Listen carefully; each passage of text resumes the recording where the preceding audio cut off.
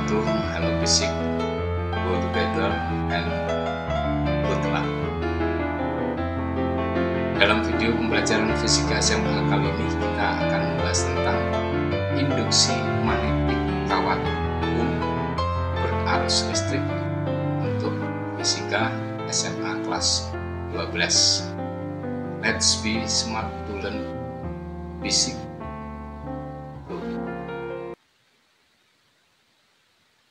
Induksi magnetik kawat U berarus listrik, tetap diingat untuk konsep utamanya adalah besarnya induksi magnetik B sama dengan mu0 I per 2 PA.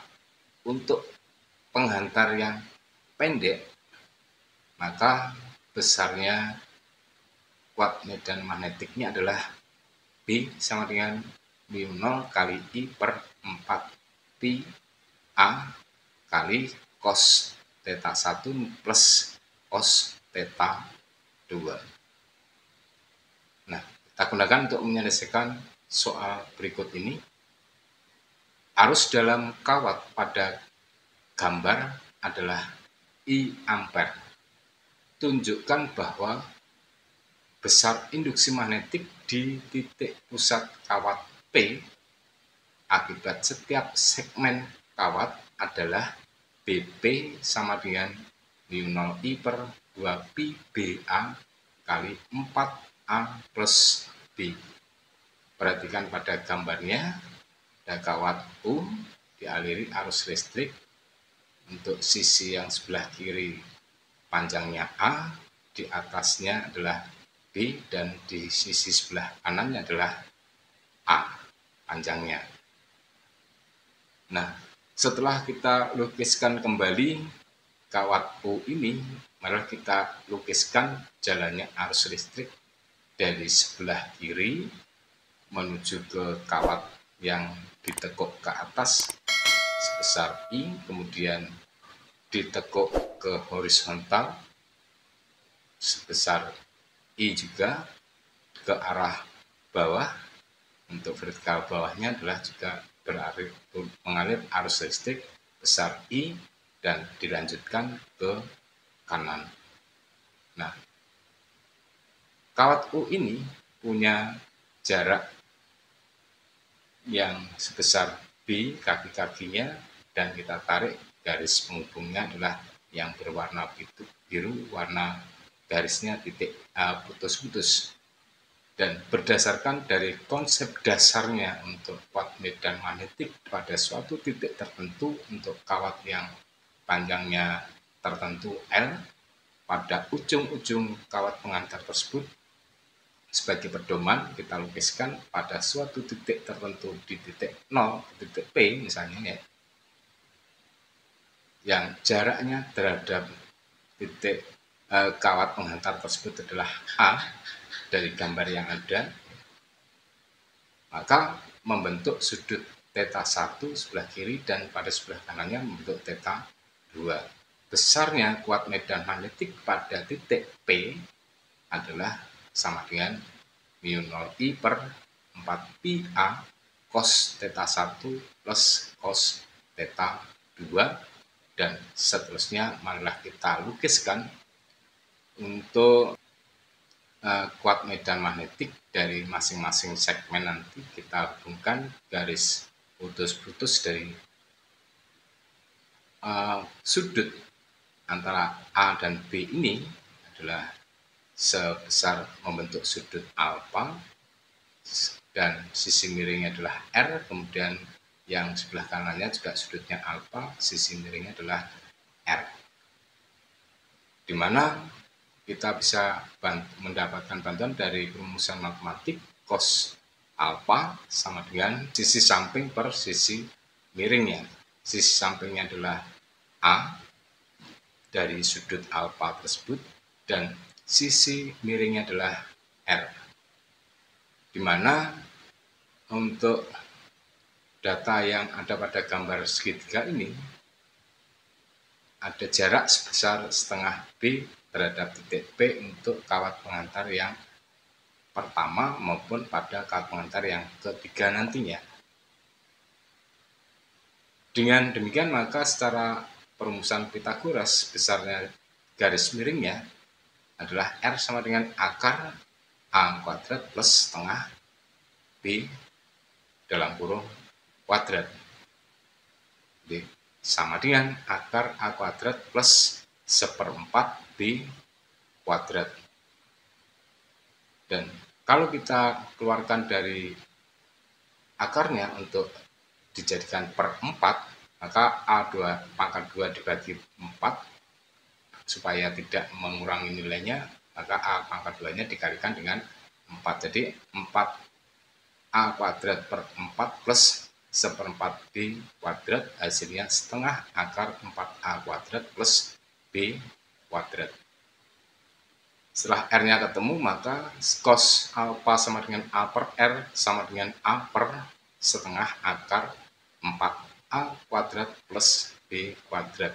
Jadi setengah akar 4A kuadrat plus B kuadrat tadi adalah besarnya sisi sampingnya atau sisi miringnya yang besarnya R, sehingga bisa kita dapatkan A dibagi setengah adalah 2A per akar 4A plus B pangkat 2.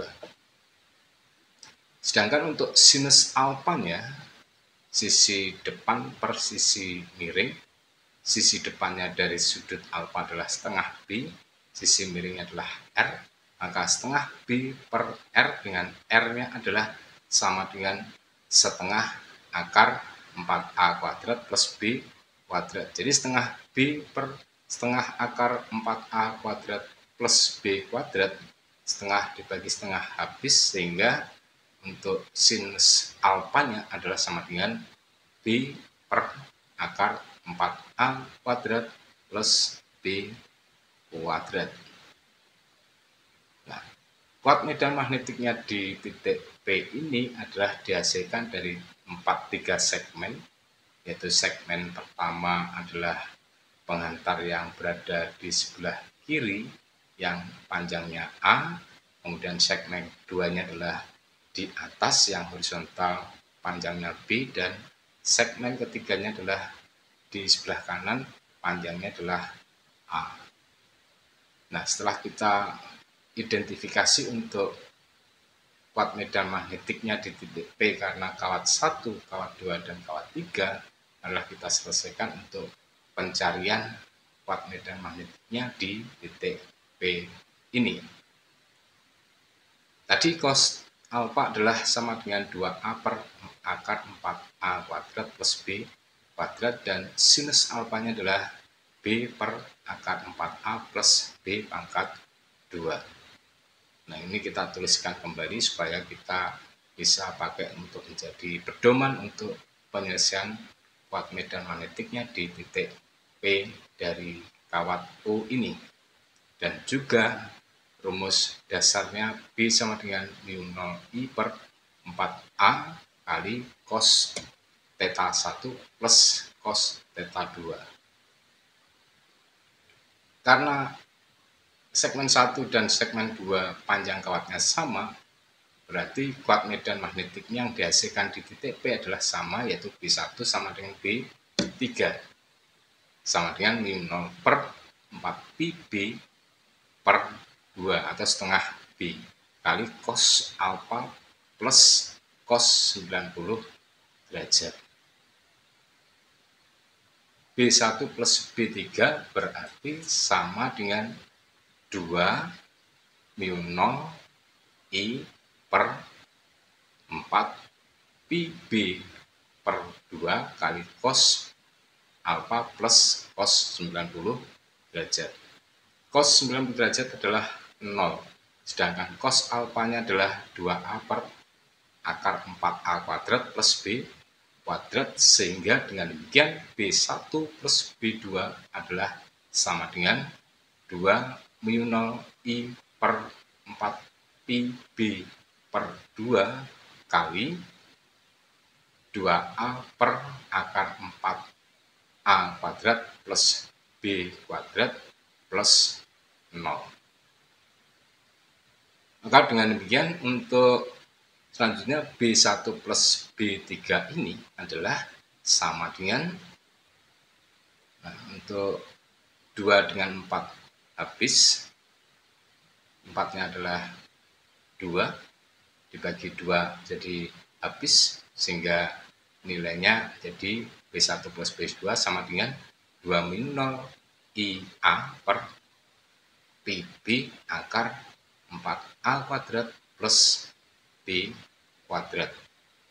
Nah, dan untuk kuat medan magnetik pada segmen yang kedua, yaitu pada kawat yang horizontal panjangnya B terhadap titik P, ya, terhadap titik P besarnya adalah B2. B2 sama dengan mu 0 I per 4 pi A kali cos 90 derajat min alfa plus cos 90 derajat min alfa untuk cos theta 1 dan cos theta 2 nya sama. Nah, cos 90 min alfa itu rumus matematiknya sama dengan sin alfa, sehingga B2 sama dengan mu 0 I per 4 pi A dikalikan dengan cos 90 derajat min alfa adalah sin alfa plus cos 90 derajat min alfa sin alfa, sehingga sin alfa plus sin alfa sama dengan 2 sin alfa, sehingga untuk mu 0 I nya dikalikan 2 menjadi 2 mu 0 I per 4 pi A, dengan sin alfa nya adalah B per akar 4A kuadrat plus B kuadrat, sehingga B2 nya adalah sama dengan mu 0 I B per 2 pi A kali akar 4A kuadrat plus B kuadrat. Nah, oke, selanjutnya untuk penyelesaian pencarian besarnya B di P, yaitu terdiri dari B1 plus B2 plus B3. B1 plus B2 nya sudah kita dapatkan, kemudian kalau kita tuliskan secara matematiknya, maka besarnya BP sama dengan B1 plus B3 dalam kurung plus B2. B1 plus B3 nya adalah 2 mu 0 IA per PB akar 4A kuadrat plus B kuadrat, sedangkan B2 nya adalah mu 0 IB per 2 pi A akar 4A kuadrat plus B kuadrat. Supaya bisa dioperasionalkan, maka penyebutnya kita samakan. Untuk yang 2 mu 0 IA dikalikan dengan 2A menjadi 4 mu 0 IA kuadrat per 2 pi BA akar 4A kuadrat plus B kuadrat, sedangkan mu 0 IB nya kita kalikan dengan B kuadrat, dengan B, sehingga menjadi mu 0 IB kuadrat per 2 pi BA akar 4A kuadrat plus B kuadrat. Jadi untuk hasil yang sementara ini adalah 4 mu 0 IA kuadrat plus mu 0 IB kuadrat dibagi 2 pi BA akar 4A kuadrat plus B kuadrat. Dan kemudian untuk A-nya 4A kuadratnya ditambah B kuadratnya dikalikan dengan mu 0 I. Jadi mu 0 I kali 4A kuadrat plus B kuadrat per 2 pi BA akar 4A kuadrat plus B kuadrat. Nah, mu 0 I per 2 pi BA kita pisahkan dari 4A kuadrat plus B kuadrat per akar 4A kuadrat plus B kuadrat supaya mudah kita untuk menyelesaikannya. Jadi akhirnya kita bisa tuliskan yaitu mu 0 I per 2 pi BA dikalikan 4A kuadrat plus B kuadrat per akar 4A kuadrat plus B kuadrat. 4A kuadrat plus B kuadrat dibagi akar 4A kuadrat plus B kuadrat secara matematik adalah hasilnya 4A plus B. Jadi untuk B di P sama dengan mu 0 I per 2 pi BA kali 4A plus B. Dengan demikian, terbuktilah bahwa besar induksi magnetik di titik pusat kawat P akibat setiap segmen kawat adalah BP sama dengan mu0I per 2pi BA kali 4A plus B. Demikian pembahasan tentang induksi magnetik kawat berarus listrik untuk fisika kelas 12. Semoga dapat membantu belajar fisika Anda. Ayo kita belajar fisika. Salam fisika, maju bersama, sukses untuk Anda. Wassalamualaikum